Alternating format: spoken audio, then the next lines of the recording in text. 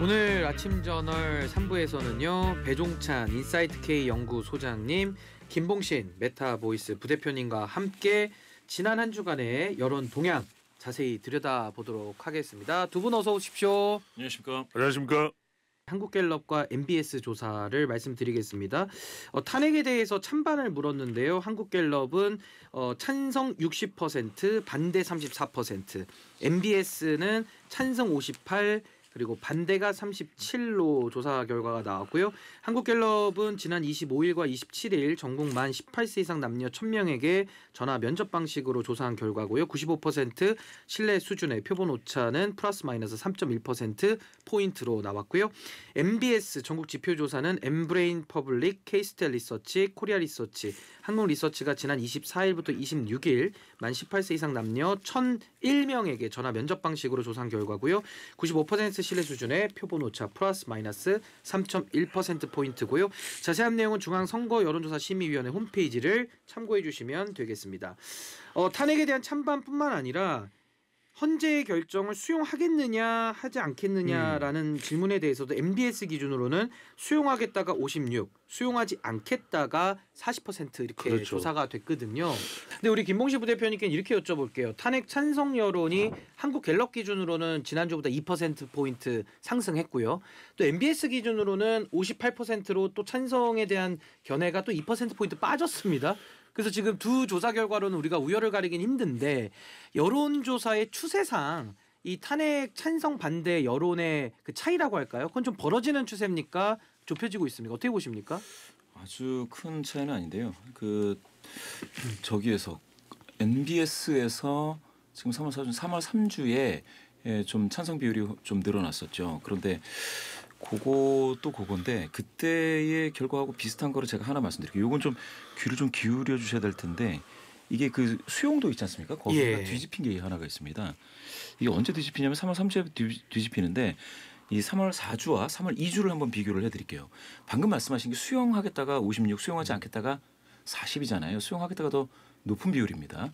그런데 이걸 당별로 비교하면 뒤바뀌었습니다.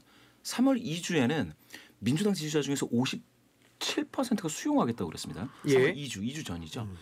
근데 3월 4주에 이 수용하겠다는 사람들이 줄어듭니다. 민주당 지지자 중에서. 민주당에서 48이 됩니다. 어허. 그러면서 수용하지 않겠다가 41에서 51이 됩니다. 오.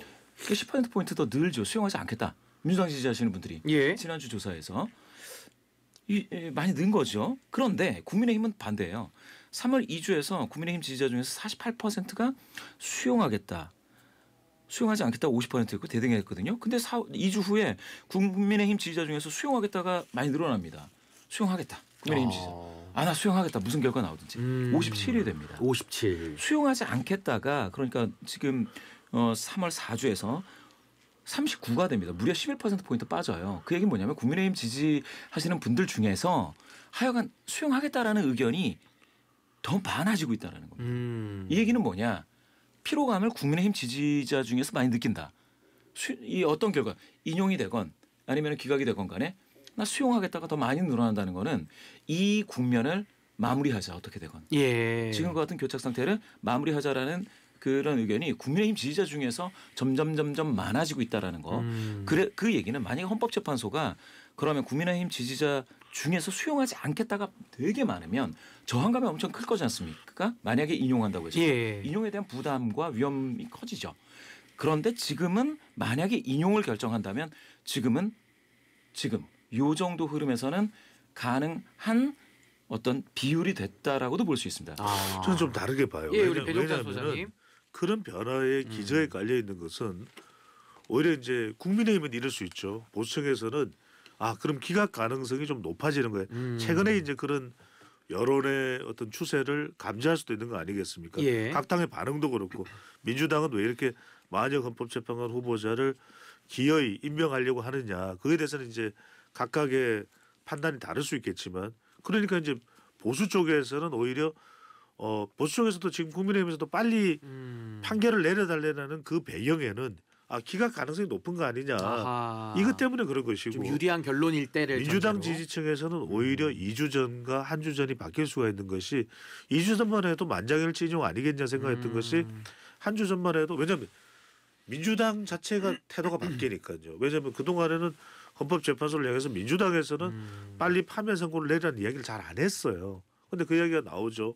여기다가 이제 저는 결정적인 것은 박찬대 원내대표가 아예 이름을 불러버렸잖아요. 아, 특정을 했다. 세 명을 이야기를 해버렸잖아요. 예. 저는 그게 오히려 또 민주당 뭐 게시판에 뭐 5대3 대드락 이야기도 나오고 예. 이런 부분들이 다분히 이런 여론에 영향을 미쳤을 법하다. 그러니까 이제 각자 해석을 하는 거예요. 예. 그러니까 국민의힘은 국민의힘에 유리하고 유리하게. 기대하는 쪽으로 또 민주당은 민주당 쪽에 기대하는 쪽으로 그러니까 기다리면 됩니다. 그러니까 신행크께서 말한 법조인이잖아요. 이야기한 대로 4일 11시니까 주문 읽고 하면 한 11시 10분이면 다 아는 거 아닙니까? 예, 뭐 10분, 20분이면 다 끝날 일이죠. 그럼요. 예. 네. 알겠습니다. 그러니까 같은 결과도 지금 어떻게 해석하느냐에 따라서는 예, 생각의 차이가 있을 수 있고요. 우리 빈센트 님께서는 유튜브로 댓글 주셨는데 두 분 배추도사, 무도사님 반갑습니다라고 해주셨습니다. 예, 김봉신 김봉신 부대표님은 이제 무도사로 무도사죠. 예, 많이 무은다. 네, 우리 배종찬 소장님이 배추도사시다 보니까 예, 무도사로 이렇게 네. 명명을 해주셨는데 감사드리고요. 다음으로 좀 넘어가면 이제 차기 대통령 적합도 조사를 좀 보려고 하는데 여기 이제 리얼미터 조사도 좀 추가를 해 보겠습니다. 리얼미터는요 이재명 대표 49.5%, 김문수 장관 16.3%, 홍준표 시장 7.1%, 한동훈 전 대표 6.7, 오세훈 시장 4.8 이렇게 지금 조사가 되어 있고요. 한국갤럽은 이재명 34 그리고 김문수, 홍준표, 한동훈, 오세훈 다 합쳐도 19로 나올 정도로 다 한 자릿수를 기록하고 있고 MBS도 마찬가지입니다. 이재명 31 그리고 김문수, 홍준표, 한동훈, 오세훈 다 합쳐도 24 정도인데 한 자릿수로 다 지금 조사가 양 결과 나오고 있거든요. 리얼미터 조사는 에너지경제신문 의뢰로 지난 26일, 28일 전국 만 18세 이상 유권자 1,510명에게 ARS 응답 방식으로 진행한 결과고요. 95% 신뢰 수준의 표본 오차 플러스 마이너스 2.5%포인트입니다. 자세한 내용은 중앙선거 여론조사 심의위원회 홈페이지를 참조해 주시면 됩니다. 자, 이제 조기 대선이 열린다고 가정을 하고 이재명 대표가 뭐 리얼미터 기준으로는 아주 월등한 상승세를 지금 보이고 있고 아마 그 항소심 지난주에 항소심 결정의 그 판결에 무죄의 영향을 받은 것 같긴 한데요. 앞으로 조기 대선 열리면 이거 이재명 대표는 지지율이 더 고공행진한다고 봐야 됩니까? 뭐 어떻게 분석을 하십니까? 우리 배종찬 선생님부터. 그러니까 말씀드리면 이 표가 보여주는 것이 적지 않습니다. 왜냐하면은 예. 신행께서도 말씀하셨듯이 직전 조사 대비 플러스 2.6%포인트 이재명 대표가 올라갔죠. 그 이야기는 뭐냐면 무죄 효과가 발생한 거예요. 2.6%나. 왜냐하면은 예. 이재명 대표가 지금 이 무죄 효과로 얻는 것이 뭐냐면 첫 번째는 비명계가 정리됩니다. 아하. 두 번째로는요.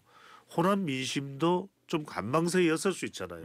어떻게 되는지 좀 지켜보자. 아. 재판이. 근데 호남 민심의 부담도 덜어냈어요. 예. 그러니까 날개를 달았다는 표현은 맞아요. 또 하나가 뭐냐면 국민의힘 좀 거론되는 4인방을 보면은 김문수, 오세훈 내려가고 홍준표, 한동훈 올라왔어요. 예. 그 이야기는 이른바 윤석열 대통령하고 조금 더 가깝다고 볼 수 있는 김문수 힘이 좀 빠졌죠. 아. 그런데 홍준표, 한동훈 기회를 좀 잃었다고 생각했던 사람들은 올라왔잖아요. 그 이야기는 뭐냐면 이재명 대표의 무죄가 국민의힘 후보들에까지도 영향을 주는구나. 예. 이렇게 또 볼 수밖에 없어요. 마지막으로는 뭐냐면은 그러면은 조기 대선으로 가면 저는 조기 대선으로 만약에 간다면 당분간은 이재명 대표의 거침없이 하이킥을 피할 길은 없을 것이다. 아하. 그런데 이제 어느 정도 그러면 조기 대선으로 간다는 것은 윤석열 대통령의 선거 인용을 이야기하는 거잖아요.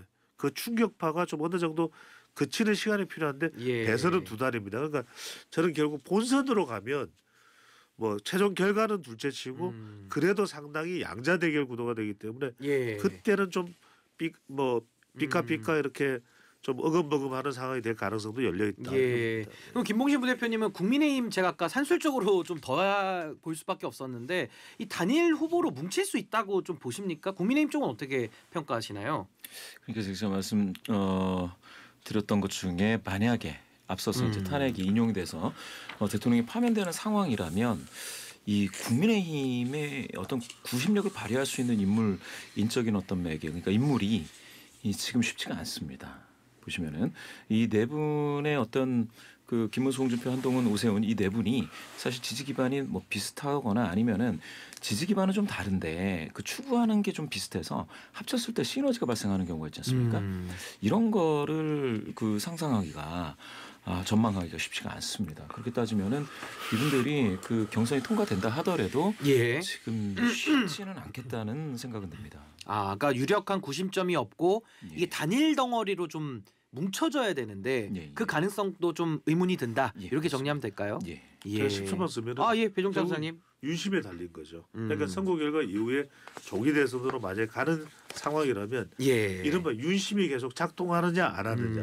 그래서 윤심이 작동한다 그러면은 또 이거는 특정 후보에게 영향을 줄 수밖에 없거든요. 예. 이게 또 상당히 중요할 것 같아요. 예, 네. 여기까지 말씀을 듣도록 하겠습니다. 지금까지 배종찬 소장님, 김봉신 부대표님과 함께했습니다. 두 분 고맙습니다. 감사합니다. 고맙습니다.